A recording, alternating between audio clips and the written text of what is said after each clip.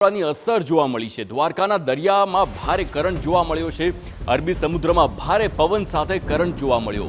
દ્વારકાના દરિયા કિનારે 15 થી 20 ફૂટ ઊંચા મોજા ઉછળ્યા।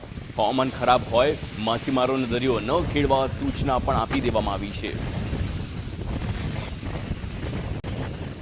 તો અરબી સમુદ્રમાં હાલ ભારે પવન સાથે કરંટ જોવા મળ્યો છે અને આ કરંટને ધ્યાનમાં રાખીને માછીમારોને દરિયો ન ખેડવા સૂચના આપી દેવામાં આવી છે।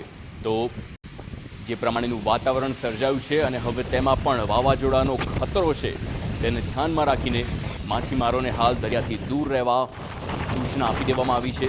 15 થી 20 ફૂટ ઊંચા મોજા દરિયામાં દ્વારકાના દરિયામાં ઉછળતા જોવા મળ્યા છે।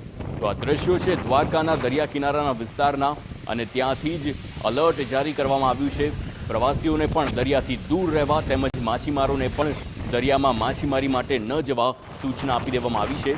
દ્વારકાના દરિયા કિનારે 15 થી 20 ફૂટ ઊંચા મોજા જોવા મળ્યા છે। મહત્વનું છે કે ફરી એકવાર ગુજરાતના માથે જ્યારે વાવાઝોડાનું સંકટ તોળાઈ રહ્યું છે ત્યારે હાલ તેની અસર અત્યારથી જ વર્તાવાની શરૂઆત થઈ ગઈ છે અને જે પ્રમાણેની આગાહી છે આ વાવાઝોડાની અસર સૌથી વધુ સૌરાષ્ટ્ર અને કચ્છના વિસ્તારમાં જોવા મળશે અને દ્વારકાના દરિયા કિનારે ખાસ કરીને સૌરાષ્ટ્રમાં દ્વારકાના દરિયા કિનારે તેની અસર હાલથી જ જોવા મળી રહી છે।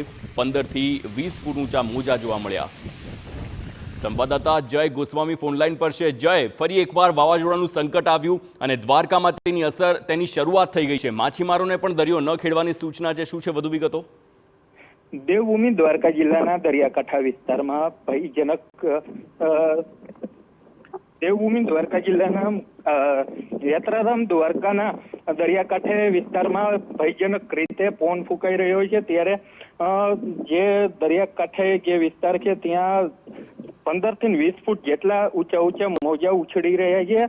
સાથે જ હવામાન વિભાગે માછીમારોને માછીમારી ના કરવા સૂચના કરી છે। જી બિલકુલ જય, સમગ્ર માહિતી બદલ આભાર। તો હાલ વાતાવરણ ખરાબ છે। દ્વારકામાં માછીમારોને સૂચના આપી દેવામાં આવી છે।